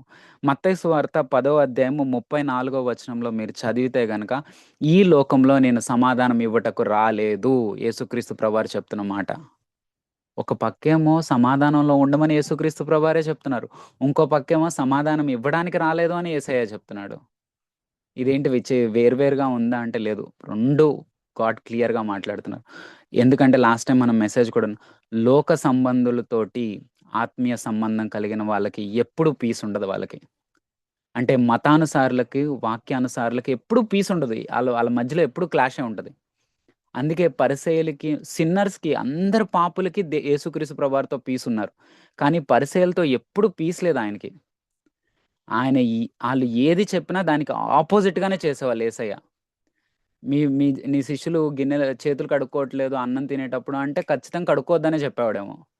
యేసయ్య అదే అన్నాడు. లోపలికెళ్ళేది ఏమి నిన్ను డిఫైల్ చేయదు. లోపల నోట్లో పెట్టుకునేది ఏం డిఫైల్ చేయదు. నీ హృదయంలోంచి బయటకొచ్చేది నీ డిఫైల్‌మెంట్ అని ఇంకా ఐజాయాలోంచి వాక్యం ఎత్తి మరీ చూపిస్తాడు. మీరు పెదవులతో ఆచరిస్తున్నారు. దేవుడు ఆజ్ఞలు గైకొనట్లేదు అని చెప్పి దేవుడు చెప్తాడు. మనం అది చూడాలి. ఇంకోటేంటంటే నేను నా లైఫ్‌లో నేర్చుకున్నదేంటంటే, మనం పీస్ ఎక్కడ పర్సీవ్ చేస్తానంటే, నా స్వలాభం కోసం నేను పీస్ పర్సీవ్ చేస్తాను. దేవుడి నామ ఘనత కొరకు, దేవుడి నామంకి ఇక్కడ ఘనతొస్తది. నేను పీస్ పర్సీవ్ చేస్తే అక్కడ పర్సీవ్ చేయము. అక్కడేం చేస్తామంటే ఫైట్ చేస్తాం. అక్కడ రైట్స్ కావాలి నాకు. అక్కడ కాదు. మనం దేవుడి నామం ఘనతకొస్తది అంటే అక్కడ పీస్ పర్సీవ్ చేయాలి. ఈ లోకంలో దేవుడి నామం అవమానింపబడుతుంది. దేవుడి నామం వెక్కిరింపబడుతుంది. వాక్యానికి వ్యతిరేకంగా ఉన్నారు. వాక్యం విరుద్ధంగా ఇక్కడ చేస్తున్నారు. అక్కడ పీస్ పర్సీవ్ చేయలా. దేవుడు పీస్ పర్సీవ్ చేయలే. ఎందుకంటే ఆ మందిరంలోకెళ్ళి వాళ్ళందరూ ధనాపేక్షతోటి అక్కడ జంతువుల్ని వీటన్నిటిని విక్రయిస్తున్నప్పుడు దేవుడు పీస్‌లో లేడు. ఎళ్లి వాళ్ళని బతిమలాడట్ల. ఏమనంటే మీరు ప్లీజ్ ఇక్కడి నుంచి జంతువులు తీసేయండి. ఇది కరెక్ట్ కాదు. కొరడా తీసుకొని వాళ్ళని వెళ్ళగొట్టాడు మొత్తాన్ని. అక్కడ పీస్ లేదు. ఎందుకంటే అక్కడ నా యొక్క దేవుని ఆలయంని నువ్వు ఆహ్, మార్కెట్ ప్లేస్‌ని మీరు ఇలా చేశారు. ఏంటంటే బిజినెస్ వరల్డ్‌లా చేశారు. నేను ఒప్పుకోనిది. మనం ఈ 2 వచనాల్ని కంపేర్ చేయాలి. దేవుడి నామం అవమానించబడుతుంది. ఎందుకంటే గనుక ఇక్కడ కిందుంటది. ఎందుకంటే చాలామంది నేను రీసెంట్‌గా చూసాను. ఒక యంగ్ బాయ్ ఆహ్, వా దేవునికి వాక్యానికి విరుద్ధంగా నా పేరెంట్స్ మ్యారేజ్ చేసుకోమన్నారని ఆళ్ళ పేరెంట్స్‌తో పీస్‌లో లేడు. ఎప్పటికి లేడు. చెప్పాడు నేను చేసుకోను. మీరు ఒక అన్యురాలిని చేసుకోమంటే నేను చేసుకోను. మీరు డబ్బుల కోసం ఒక అమ్మాయిని తెచ్చి చేసుకోమంటే నేను చేసుకోను. దేవుడి చిత్తమున్న అమ్మాయినే చేసుకుంటాను. చెప్పాడు. నేను పీస్‌లోకి రాను ఈ విషయంలో మీరెంత చెప్పినా సరే. దట్ ఈస్ వాట్ అది hunger and thirst for righteousness అంటే. మనం ఎప్పుడు వర్స్‌తో కంపేర్ చేయాలి. నాకైతే అది తెలుసుకున్నాను దేవా. ఇంకోటి నేను తెలుసుకున్నదేంటంటే యాటిట్యూడ్స్‌లో సెకండ్ పార్ట్ అంటే నువ్వు చేయాల్సిన పార్ట్ గురించి నేను పట్టించుకోను. నువ్వు నాకు సెకండ్ పార్ట్ ఇచ్చినా, ఇవ్వకపోయినా. ఎందుకంటే రీసెంట్‌గా నేను జోబ్ గురించి వింటున్నప్పుడు చాలామంది ఏం మాట్లాడుతున్నారంటే, మీరు గనక కష్టాల్లో దేవుడిని నిందించకుండా ఓదార్చబడితే, మీరు ఏం మాట్లాడకుండా సైలెంట్‌గా ఉంటే, గాడ్ మిమ్మల్ని రెండంతలు బ్లెస్ చేస్తాడు. జోబుని బ్లెస్ చేసినట్టు. యోబుకి నేర్పించింది అక్కడ బ్లెస్సింగ్ గురించి కాదు దేవుడు. యోబుకి నేర్పించింది ఏంటంటే, నీ యొక్క సమృద్ధి, నువ్వు యొక్క సెల్ఫ్ కంటెంట్‌నెస్, నీ యొక్క స్వనీతిని నువ్వు విడిచిపెట్టాలి. దేవుడు నేర్పించినది. అంతేగాని బ్లెస్సింగ్ కాదు. ఖచ్చితంగా ఒకవేళ యోబుని రెండంతలు దీవించకపోయినా సరే దేవుడు, యోబు హ్యాపీగా జీవించేవాడు. ఎందుకంటే ఆయన దేవుడిని చూసాడు. తన కళ్ళారా దేవుడిని చూసి ఏమంటాడంటే, నా ముఖమును బూడిదలో పెట్టుకుంటాను. ఇంక నేను లేపను. అది second blessing. Double times blessing ఇవ్వడం అనేది గాడ్ గ్రేస్ అది. గ్రేస్ కానీ, మెర్సీ కానీ అది. అంతేగాని ఆ బ్లెస్సింగ్స్ కోసం ఆయన సైలెంట్‌గా లేడు. ఈరోజు చాలామంది ఏంటంటే, ఈ బియాటిట్యూడ్స్‌లో కూడా సెకండ్ దాని కోసం మనం పర్సీవ్ చేయకూడదు. అంటే ఏంటంటే గ్లాడ్ అండ్ రిజాయిస్ నేను అందుకే ఎవరైనా నన్ను ఒక మాట అంటే నేను పడతాను. కాదు దేవా! నీ నామం ఘనత కొరకు నేను మాట కాదు ఏమైనా పడతాను. ఏదైనా పర్లేదు నాకు. అలా మనం దేవుడి నామాన్ని ఘనపరచడానికి ప్రతీదీ చేయాలి. హంబుల్‌గా ఉన్న ఆయన నామ ఘనత కొరకే. అంతే గాని నా లోకాన్ని ఇన్‌హెరిట్ చేయడానికి లేదు అంటే గనక నేను మౌన్ చేస్తే సాటిస్ఫై అవుతానంట. నేను ఏడిస్తే కనుక నన్ను ఎవరో ఒకళ్ళు ఓదార్చేవాళ్ళు నా దగ్గరకొస్తారని కాదు. పాపం మీద జయం కోసం నేను ఏడుస్తాను. ఎందుకంటే యేసయ్య అలాగే చేశాడు పాపాన్ని జయించుట కొరకు. నేను ఏడుస్తాను. నాకు లోకంలోంచి ఎటువైపు నుంచి కంఫర్ట్ రాకపోయినా పర్లేదు. నన్ను ఎవరో వచ్చి ఓదార్చకపోయినా పర్లేదు. ఖచ్చితంగా నేను పాపం పైన జయముంటే నేను తండ్రితో సహవాసం ఉంటే అది నా కంఫర్ట్. ఇంకా చూడాలి ఆయన ఎందుకంటే ఈ వచనంతో నేను God bless those mourn for they will be comforted. యేసయ్య తన జీవిత కాలమంతా మోన్ చేశారు. ఏంటంటే పాపం పైన జయం కోసం. మరి సిలువలో ఆయనకు కంఫర్ట్ ఉందా? ఎక్కడ కంఫర్ట్ లేదే. సిలువలో ఏమని ఏడుస్తున్నారు యేసయ్య? తండ్రి, తండ్రి ఏల నా చెయ్యి విడిచితివని ఏడుస్తున్నాడు. ఆయనకి కంఫర్ట్ రాలేదు ఆ సిలువలో. కానీ ఆయనకి కంఫర్ట్ ఎక్కడొచ్చిందంటే పరిశుద్ధాత్మను మనకివ్వడం ద్వారా కంఫర్ట్ వచ్చింది. పరిశుద్ధాత్మ వచ్చినప్పుడు మీరందరూ ఒకటే అవుతారు. మీరొక సంఘాన్ని కడతారు. అది కంఫర్ట్ యేసయ్యకొచ్చింది. మనం చూడాలి యాటిట్యూడ్స్‌ని మన లైఫ్‌లో నిజమవ్వాలనుకుంటున్నప్పుడు దేనికోసం నిజమవ్వాలి? గాడ్ నన్ను బ్లెస్ చేస్తావు. అది స్వార్థపూరితమైన జీవితం. అది శిష్యుడికి ఉండకూడదసల ఆ లక్షణం కూడా. అందుకే దేవుడు మనం ఎప్పుడు కూడా ఈ ఈ ఈ యొక్క ఆల్ దట్ జీసస్ టాట్ చదివేటప్పుడు ప్రతిసారి వినేటప్పుడు మన హార్ట్‌లో ఆ 3 కండిషన్స్ పెట్టుకోవాలి. నా పొజిషన్స్ వదిలేస్తానా? నేను ఈ బియాటిట్యూడ్స్ నేర్చుకోవటం వల్ల? నా యొక్క సిలువను నేను ఎత్తుకొని నడవగలుగుతున్నానా? నా ఇంట్లో నా వైఫ్‌ని, నా పిల్లల్ని, నా యొక్క సొంత కార్యములన్నిటిని విడిచిపెట్టి నేను దేవుడిని వెంబడించడానికే నేర్చుకుంటున్నానా? ఇవి కాకుండా స్పిరిచువల్‌గా నేను ఎక్కువ ఆత్మీయుడిగా కనపడాలని కోరుకోవటం కూడా స్వార్థమే. అది కూడా తప్పు. ఒక్కటే కోరుకోవాలి. మన జీవితంలో ఒక్కటే కోరుకోవాలి. దేవా నీ నామం ఘనపరచబడాలి. ఎక్కడైతే అవ్వ, ఆదాము నీ నామం ఘనపరచకుండా సాతానికి ఇష్టమైనట్టు చేశారో నేనలా ఉండకూడదు. నాకున్న ఒకే ఒక్క లైఫ్. ఆఖరిగా ఒక్క మాట చెప్పి నేను ముగిస్తాను. ఏంటి అంటే గనక 'సాధు సుందర్ సింగ్' ఒక మాట చెప్తారు. నీకంటూ జీవితంలో ఒకే ఒక లైఫ్ ఉంది. ఈ లైఫ్‌లో గనక నువ్వు సిలువనెత్తుకొని నడవకపోతే, ఇంక నీ జీవితంలో నువ్వు ఇంకెప్పుడు ఎత్తుకోలేవు. అంటే ఏంటంటే పరలోకంకెళ్ళి నువ్వు అన్నీ చేయొచ్చు.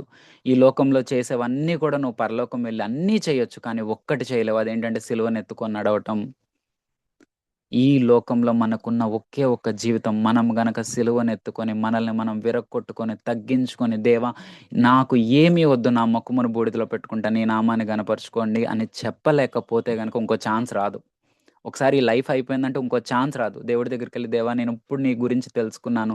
నీ ప్రేమను తెలుసుకున్నాను. సంఘం విలువను తెలుసుకున్నాను. ఇప్పుడు సిలువను ఎత్తుకుంటానంటే దేవుడు చెప్తాడు ఇంకో అవకాశం లేదు. మనం దేవుడికి వర్షిప్ చేయాలన్నా థాంక్స్ గివింగ్ సిలువ ఎత్తుకొని చెయ్యాలి అంటే గనక అది ఒక్కటే ఒక సాధ్యం ఈ జీవితమే. నేనైతే నిర్ణయించుకున్నాను. నేను పర్ఫెక్ట్‌గా 100% రేపటి నుంచి చేసేస్తా నాకు తెలీదు గానీ నేను గాడ్‌కి నిర్ణయించుకున్నాను. నా 18 ఇయర్స్ లైఫ్ అప్పుడే గాడ్ నా చేత నిర్ణయింప చేశారు. ఒకే ఒక్క జీవితం సిలువనెత్తుకొని నడవాలి నువ్వు అంతే. నేను పర్ఫెక్ట్‌గా చేశానా నా 18 ఇయర్స్ ఆఫ్ లైఫ్ ఇప్పటి వరకు అంటే నేను చాలా ఫాల్ట్స్ చేశాను. 100% చెప్తున్నా. యూత్ అందరికి కూడా నేను ప్రతిసారి చెప్తా. I am a worst person. కానీ ఈ వరస్ట్‌ని దేవుడు బెస్ట్‌గా చేయగలడు. అది నేను 100% హోప్ ఇస్తాను. బెస్ట్‌గా ఆయన మాత్రమే చేయగలడు. నేనేదో గొప్పవాడిని, నేనేదో చేశానని చెప్పను గానీ, సిలువనెత్తుకొని నడవాలి అనే తీర్మానం ఉంటే చాలు. నడవాలి. ఒకే ఒక్క లైఫ్ సిలువనెత్తుకొని నడుద్దాం. ఆయన నామాన్ని గనపరుద్దాం. ఈ బియాటిట్యూడ్స్ అన్నీ కూడా అదే. దేవా పర్సిక్యూట్ అవుతాము. ఏదైనా పర్లేదు దేనికంటే నువ్వు గనపరచబడితే చాలు దేవా. That is happiness I require అంతే. దేవుడు ఈ మాటలు దీవించును గాక. మాధురి సిస్టర్ గారు చిన్నపిల్ల గురించి ప్రేయర్ చేస్తారు. మా ప్రేమగల పరలోకపు తండ్రి, కృపగల దేవా, యేసుక్రీస్తు నామములో మీకు వందనాలు స్తోత్రాలు చెల్లించుకుంటున్నాం ప్రభా. దేవా, ఈ యొక్క సమయమును మీరు మాకు సంఘంగా దయచేసినందుకు మరొకసారి నీకు వందనాలు ప్రభా. దేవా తండ్రి, మరి పీస్ ను కలిగి ఉండే విషయంలో ప్రభా, దేవా మీరు మాకు నేర్పిస్తున్న విధానాన్ని బట్టి నీకు వందనాలు చెల్లించుకుంటున్నాం ప్రభా. దేవా, ఈ సమయంలో ప్రభా సండే స్కూల్ బిడ్డల కొరకు ప్రార్థిస్తున్నాం తండ్రి. దేవా తండ్రి, మరి ప్రత్యేకంగా అభి, సుశ్రుత, యాంజలినా, విశ్వాస్, సాత్వికాన్ని బట్టి నీ సన్నిధిలో తండ్రి ప్రభా నీకు వందనాలు స్తోత్రాలు చెల్లించుకుంటున్నాం ప్రభా. దేవా, వారి గత దినాల్లో ప్రభా మరి ఫీవర్ నుంచి వారికి విడుదల దయచేసి నీవు ఇచ్చిన స్వస్థతను బట్టి నీ కృతజ్ఞతాస్తుతులు చెల్లించుకుంటున్నాం ప్రభా. దేవా తండ్రి, సాత్వికాన్ని బట్టి ప్రార్థిస్తున్నాం తండ్రి. మరి తను ఆడుకుంటుండగా ప్రభా తన right hand wrist bone fracture అయింది ప్రభా. దేవా తండ్రి, ఆ బిడ్డని ముట్టండి, స్వస్థపరచండి ప్రభా. మరి అది 21 days కట్టు ఉంచాలని చెప్పారు ప్రభా. మరి ఆ బిడ్డ చిన్న పాప ప్రభా, అది తట్టుకోవాలంటే చాలా కష్టం ప్రభా. దేవా తండ్రి, మరి ఆ బిడ్డకి తండ్రి ఎటువంటి పెయిన్ లేకుండా చక్కగా ఉండటానికి ప్రభా మంచి ఆరోగ్యాన్ని మీరు దయచేయండి ప్రభా. దేవా, Psalms 41:3 ప్రకారం ప్రభా, రోగశయ్యం మీద యెహోవా వాణ్ణి ఆదరించును, రోగం కలుగుగా నీవే వాణ్ణి స్వస్థపరచుడు అని ప్రభా. దేవా తండ్రి, ఆ బిడ్డని ముట్టి స్వస్థపరిచి సంపూర్ణ ఆరోగ్యం దయచేయమని వేడుకొంచున్నాం ప్రభా. దేవా తండ్రి, మరి ప్రతి ఒక్కరికి ప్రభా దేవా మరి నీవు ఇచ్చిన స్వస్థతను బట్టి మరొకసారి నీ కృతజ్ఞతాస్తుతులు చెల్లించుకుంటున్నాం ప్రభా. దేవా, హెన్రీని బట్టి, షీనాని బట్టి నీకు వందనాలు ప్రభా. అని జోష్వా, జోనతన్ బట్టి నీకు వందనాలు స్తోత్రాలు చెల్లించుకుంటున్నాం ప్రభా. రీనా, ధన్య, జన్ని, యేసు, ధనలక్ష్మి, సుధా, సంజన, ఆద్యపాల్, ఆరుష్పాల్, ఈ బిడ్డలందరినీ ప్రభా దేవా తండ్రి మీరు కృపలో మేలుకై జ్ఞాపకం చేసుకోమని వేడుకొంచున్నాం ప్రభా. చిన్ననాటి నుంచే ప్రభా దేవా తండ్రి మరి నిన్ను తెలుసుకుని ప్రభా దేవ సత్యంలో వారు నడవటానికి ప్రభా బిడ్డలకి నువ్వు సహాయం చేస్తూ రమ్మని వేడుకొంచున్నాం ప్రభా. వారు ప్రభా చిన్న వయసులోనే ప్రభా దేవుని యందు భయభక్తులు కలిగి జీవించే కృపను వారికి దయచేస్తూ రమ్మని వేడుకొంచున్నాం ప్రభా. దేవా, బాలుడు నడవాల్సిన త్రోవను వానికి నేర్పించము, పెద్దవాడైనప్పుడు దాని నుండి తొలగిపోవడానికి ప్రభా బాల్య దినములోనే ప్రభా దేవా తండ్రి వారు నిన్ను ఎరిగే అనుభవంలోనికి వారిని తీసుకురమ్మని వేడుకొంచున్నాం ప్రభా. నిన్ను సొంత రక్షకుడిగా అంగీకరించడానికి ప్రభా వారికి సహాయం చేయండి ప్రభా. దేవా తండ్రి, మరి అలాగే వాళ్ళకి ఇచ్చిన కమాండ్మెంట్ ఫుల్ఫిల్ చేయడానికి వారికి సహాయం చేయండి. చిల్డ్రన్ ఒబే పేరెంట్స్ ప్రభా. దేవా తండ్రి, మరి యొక్క వాగ్దానం ప్రభా వారిలో నెరవేరడానికి సహాయం చేయండి ప్రభా. పేరెంట్స్ కి ఇమీడియట్ గా ఒబే అయ్యే మనస్తత్వాల్ని వారికి దయచేయండి ప్రభా. మరి ఆ బిడ్డల్లో ఎటువంటి స్టబాన్లెస్ ప్రభా, రెబెల్నెస్ నేచర్ ఇలాంటివి ఏమీ లేకుండా ప్రభా మా బిడ్డలకి నువ్వు హెల్ప్ చేస్తూ రమ్మని వేడుకొంచున్నాం ప్రభా.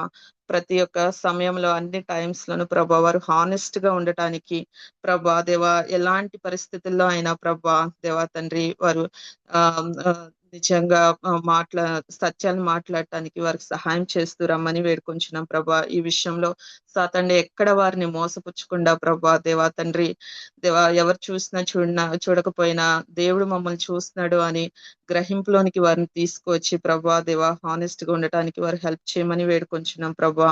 దేవా తండ్రి వారిని ప్రభా ఈ లోకం నుంచి ప్రత్యేక పరుస్తూ రమ్మని వేడుకొంచున్నాం ప్రభా. వారి చిన్న వయసులోనే ప్రభా మరి అవుటర్ సపరేషన్ కి ఇన్నర్ సపరేషన్ కి యొక్క డిఫరెన్స్ వారు తెలుసుకుని ప్రభా ఆ రీతిగా జీవించడానికి వారికి సహాయం చేస్తూ రమ్మని వేడుకొంచున్నాం ప్రభా. దేవా, ఈ బిడ్డలందరికీ మంచి ఆరోగ్యాన్ని దయచేయమని ప్రార్థిస్తున్నాం. వారు స్కూల్కి వెళ్తుండగా వస్తుండగా రాకపోకలు ఎందుకు మీకు కాపుదల ఉంచండి ప్రభా. స్కూల్లో ఫ్రెండ్షిప్ చేసే విషయంలో దేవా మరి మా బిడ్డలు మోసపోకుండా ప్రభా దేవా తండ్రి ఎవరితో ఎలా ఉండాలో ప్రభా వారికి సమయోచితమైన జ్ఞానాన్ని ఆ బిడ్డలకు మీరు దయచేస్తూ రమ్మని వేడుకొంచున్నాం ప్రభా. దేవా దేవా తండ్రి మరి అలాగే తండ్రి ఎక్కడ ఓల్డీ టెంప్టేషన్స్ ఆ బిడ్డల్లో రాకుండా ప్రభా వారికి వెళ్ళప్పుడు నీ కాపుదల ఉంచుతూ రమ్మని ప్రార్థిస్తున్నాం తండ్రి. దేవా ప్రతి ఒక్క సిన్ను వారు ఓవర్కమ్ చేయడానికి వారికి సహాయం చేయండి ప్రభా. దేవా వారిలో తెలిసి తెలియక ఏమైనా తప్పులు చేసి ఉంటే దయతో వారిని క్షమించమని ప్రార్థిస్తున్నాం తండ్రి. దేవా మరి అలాగే తల్లిదండ్రులుగా వారికి కావాల్సిన జ్ఞానాన్ని కూడా దయచేయండి బిడ్డలను పెంచే విషయంలో ప్రభా. ప్రతి ఒక్క తల్లిదండ్రులకి మీ జ్ఞానాన్ని దయచేస్తూ రమ్మని వేడుకొంచున్నాం ప్రభా. దేవా మరి ఇంట్లో పేరెంట్స్ చెప్పేవి అలాగే సండే స్కూల్లో టీచర్స్ చెప్పేవి ప్రభా. దేవా తండ్రి మరి వారి యొక్క స్టోరీస్ ద్వారా ప్రభా తండ్రి వారి యొక్క జీవితాల్లో ప్రభా ఆ యొక్క వాక్యాన్ని అన్వయించుకుని జీవించడానికి వారికి సహాయం చేయండి ప్రభా. ఎక్కడ విన్న స్టోరీస్ వృధా కాకుండా ప్రభా వారి యొక్క జీవితంలో ప్రభా వారు నెరవేర్చుకోవడానికి సహాయం చేస్తూ రమ్మని ప్రార్థిస్తున్నాం తండ్రి. ఈ రీతిగా ప్రతి ఒక్క బిడ్డని ప్రతి ఒక్కరిని పేరు పేరున జ్ఞాపకం చేసుకోమని ప్రార్థిస్తూ వారిని మీ దయగల హస్తాల్లో చెప్పుకుంటే యేసుక్రీస్తు నామంలో ప్రార్థించి అడిగి వేడుకొంచున్నాం తండ్రి. Amen. Thank you sister. Sambi sister గారు యూత్ గురించి, వాళ్ళ రక్షణ గురించి, వాళ్ళ యొక్క జాబ్స్ గురించి ప్రేయర్ చేస్తారు. అత్యున్నత సింహాసనాసీనుడు అయి ఉన్నటువంటి మా గొప్ప ప్రియ పరలోకపు తండ్రి దేవానాయన, మీకే హృదయపూర్వకమైనటువంటి వందనములను, కృతజ్ఞతాస్తులు, స్తోత్రములను యేసుక్రీస్తు ప్రభువారి యొక్క అతి పరిశుద్ధమైనటువంటి పుణ్యనామంలో సమర్పించుకుంటున్నాం తండ్రి. దేవా నా ప్రభా, అయా మేమందరం ఏకీభవించి ప్రార్థిస్తుండగా నా ప్రభా మీరు నాయన మా మనవులను ఆలకిస్తున్నారని అయా నా ప్రభా మేము నమ్మి విశ్వసిస్తూ మీ పాద సన్నిధికి చేరవచ్చు ఉన్నాం దేవా ఇటు సమయం అన్నాయన మా యూత్ సిస్టర్స్ బ్రదర్స్ని బట్టి మీకు కృతజ్ఞతాస్తులు చెల్లించుకుంటున్నాం దేవా. మీ అద్భుతమైనటువంటి ప్రణాళికల్లో నా ప్రభా ఆయా మా బ్రదర్స్ని సిస్టర్స్ని మీ సన్నిధిలో ఉంచి మీ యొక్క సత్యాలను తెలియజేస్తూ మీ యొక్క మార్గం వైపు నడిపిస్తూ మీ యొక్క శిష్యులుగా వారిని నా ప్రభా అయా చేస్తున్న విధానమునికి వందనాలు తండ్రి. అయా నా తండ్రి వారి యొక్క నా తండ్రి ఆయా రక్షణ విషయమే ప్రాముఖ్యంగా మీ సన్నిధికి వచ్చి ఉన్నాం తండ్రి. దేవా నా ప్రభా నా తండ్రి మీరు అనుగ్రహించు నా తండ్రి రక్షణ అది ఎంతో గొప్పది ప్రభా. ఈ లోకంలో ఉన్న వాటన్నిటికంటే ఎంతో భాగ్యమైనది ప్రభా. అయా రక్షణ విషయమే మీ సన్నిధికి వస్తున్నాం తండ్రి. అయా నా ప్రభా వారి యొక్క మనసుల్లో వారి యొక్క ఆలోచనలో నా ప్రభా రక్షణ విషయమే నా ప్రభా వారికి ఉద్దేశాలు ఏమున్నాయో మాకైతే తెలియదు కానీ నా ప్రభా నా ప్రభా వారి ఎడల మీరు కృప చూపించండి తండ్రి. నా ప్రభా వారికి ఉన్నటువంటి ప్రతి డౌట్ ని మీరు తీర్చండి ప్రభా. వారికి మంచి క్లారిఫికేషన్ దయచేయండి తండ్రి. వారి హృదయాలతో సూటిగా తేటగా మీరు మాట్లాడండి ప్రభా.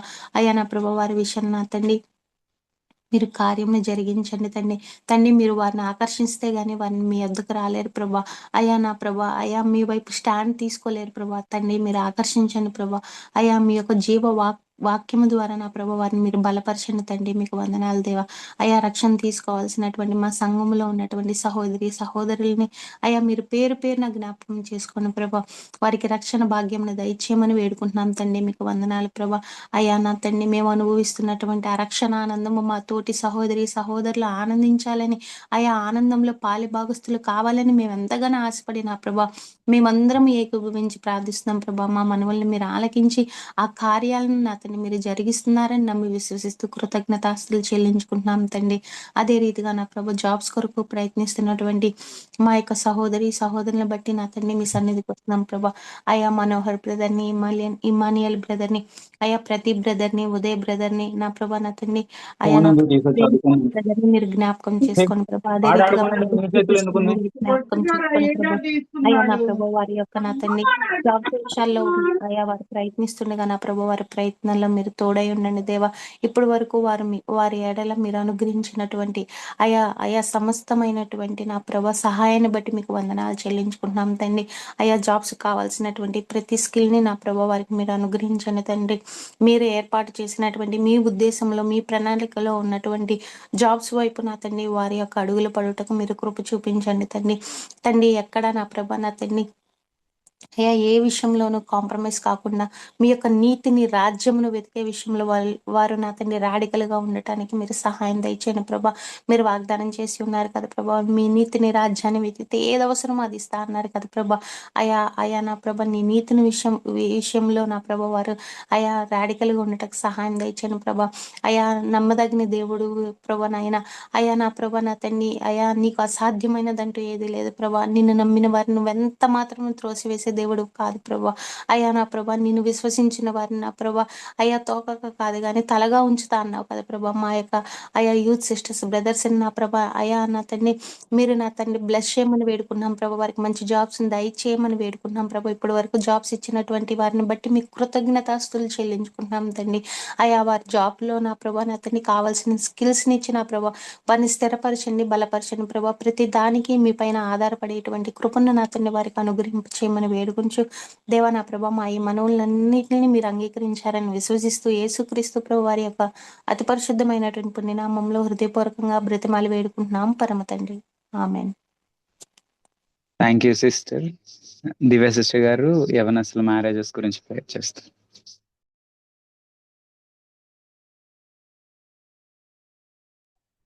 Gracious Heavenly Father, thank you Lord, ఈ టైంని మాకు ఇచ్చినందుకు, మేమందరం కలిసి మీ పాదాల దగ్గరికి వచ్చే ఆధిక్యతను మాకు ఇచ్చినందుకు మీకు వేలాది స్తోత్రం చెల్లించుకుంటున్నాం తండ్రి. మ్యారేజ్ అవ్వాల్సిన బిడ్డల గురించి మేము ప్రార్థన చేస్తున్నాం తండ్రి. Lakshmi sister, Soni sister, Evangeline sister, Divya sister, Shruti sister, Bhagyashree sister ని బట్టి, Manohar brother, Emmanuel brother, Raviteja brother ని బట్టి మీకు స్తోత్రం తండ్రి. వాళ్ళందరినీ లార్డ్ మీరు ఎన్నుకున్న రీతిని బట్టి మీకు స్తోత్రం చెల్లించుకుంటున్నాం తండ్రి. మీ బలమైన హస్తాలు వాళ్ళపై ఉండనియండి ఫాదర్. మీరు హెల్ప్ చేస్తూ లీడ్ చేస్తూ వస్తున్న రీతిని బట్టి మీకు స్తోత్రం తండ్రి. ఎన్నో టెంప్టేషన్స్ నుంచి మీరు ఓవర్కమ్ చేసే బలాన్ని అనుగ్రహిస్తూ బండ మీద నుంచోపెడుతున్న రీతిని బట్టి, విశ్వాసంలో ఎదిగింపచేసే రీతిగా లార్డ్ వాళ్ళు ఉంటున్న రీతిని బట్టి మీకు స్తోత్రము. లార్డ్ పడిపోయినను లార్డ్ మళ్ళీ మీరు లేవనెత్తుతున్న రీతిని బట్టి మీకు స్తోత్రం చెల్లించుకుంటున్నాం తండ్రి. ఎవరు డిస్కరేజ్మెంట్ లో లేకుండా లార్డ్ మీ కింగ్డమ్ ని సీక్ చేసే బిడ్డల వల్లే వీళ్ళని చేయమని అడుగుచున్నాం తండ్రి. మీ కింగ్డమ్ ని సీక్ చేసి లార్డ్ మీకు ఇష్టకరంగా వాళ్ళ లైఫ్స్ ఉండటకు కృపగా ఇచ్చేయండి ఫాదర్. సరైన పార్ట్నర్ ని సరైన టైంకి ఇస్తారని నమ్మకంతో లార్డ్ ఉండే ఆ ఫెయిత్ ని అనుగ్రహించమని అడుగుచున్నాం తండ్రి. ప్రతి ఒక్కరిని మీ పాదాలు చెంత పెట్టుచు కొద్ది ప్రార్థన మిస్ అనేది అని చేర్చుకోమని త్వరగా రాని నేస్తున్నాం పెట్టి వేడుకొంచున్నాం తండ్రి. ఆమెన్. Thank you sister.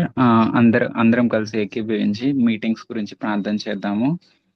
అందరూ నాతో పాటు ఏకీభవించండి. పర్లోకమందున తండ్రి, డాడ్, నిజంగా తండ్రి మమ్మల్ని శిష్యులుగా మార్చాలని మీరు తీర్మానం తీసుకున్నారు ప్రభా. తండ్రి ఆ తీర్మానానికి ప్రభా ఈరోజు మేము అందరం కలిసి ఆమేనని చెప్తున్నాం ప్రభా. We want to give this life to be disciple for your name sake Father. Please help చేయండి ప్రభా. మా వల్ల కాదు, ఆ డిజైర్ పెట్టింది నువ్వే, దాన్ని ఫుల్ఫిల్ చేయగలిగిన దేవుడు కూడా నువ్వే. నేను ఖచ్చితంగా బిలీవ్ చేస్తున్నాను. కానీ ప్రభా మా యొక్క కంప్లీట్ అగ్రిమెంట్ మీరు అడుగుతున్నారు లార్డ్. మేము కంప్లీట్ గా ప్రభా మమ్మల్ని మీకు సరెండర్ చేసుకున్నాం. నీ హోలీ స్పిరిట్ మమ్మల్ని ఎలా ట్రాన్స్ఫార్మ్ చేసిన దాని కొరకు మేము లోబడతాం ప్రభా. తను హెల్ప్ చేసి సహాయం చేసి మా సొంత జీవితాల్లో, మా ఫ్యామిలీలో, అలాగే సంఘంలో మేము ప్రతి చోట outer most parts of the earth ప్రతి చోట కూడా నీ డిసైపుల్స్ గా ఉండటకు మాకు హెల్ప్ చేయమని కోరుచున్నాం. Thank you father. అలాగే మరి ముఖ్యంగా ప్రభా లార్డ్ మీటింగ్స్ గురించి అందరం కలిసి ప్రత్యేకంగా ప్రార్థన చేస్తున్నాం ప్రభా. నీ కృపను దయచేయండి ప్రభా. మీటింగ్స్ లో ప్రభా ముందుగా వస్తున్న బ్రదర్ కి సిస్టర్ కి ప్రభా జర్నీ సేఫ్ గా రావడానికి వాళ్ళకి మంచి ఆరోగ్యం, అలాగే జర్నీలో కూడా తోడుగా ఉండండి ప్రభా. Thank you lord. అలాగే వాళ్ళకి తండ్రి అన్ని విషయాల్లో ప్రభా మీరే సహాయం చేసి కృపని కాపుదలని దయచేయమని కోరుచున్నాం. అలాగే తండ్రి మీటింగ్స్ లో అరేంజ్మెంట్ విషయంలో తండ్రి అన్ని మీరు సమకూడి మేలు కొరకు జరుగుటకు మీరు సమకూర్చండి ప్రభా.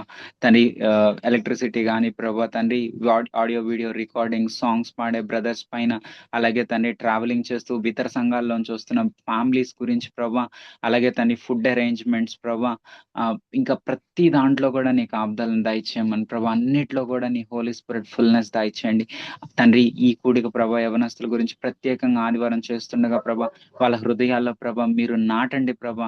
నిన్ను నిజమైన రక్షకుడిగా అంగీకరించి ప్రభా వాళ్ళు నీ నామాన్ని గణపరిచే వాళ్ళగా తండ్రి వాళ్ళని మార్చమని కోరుచున్నాం. Thank you father.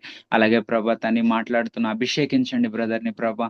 నీ మహిమతో నింపండి ప్రభా తండ్రి. నీ నామానికి ఘనత తెచ్చుకోమని కోరుచున్నాం.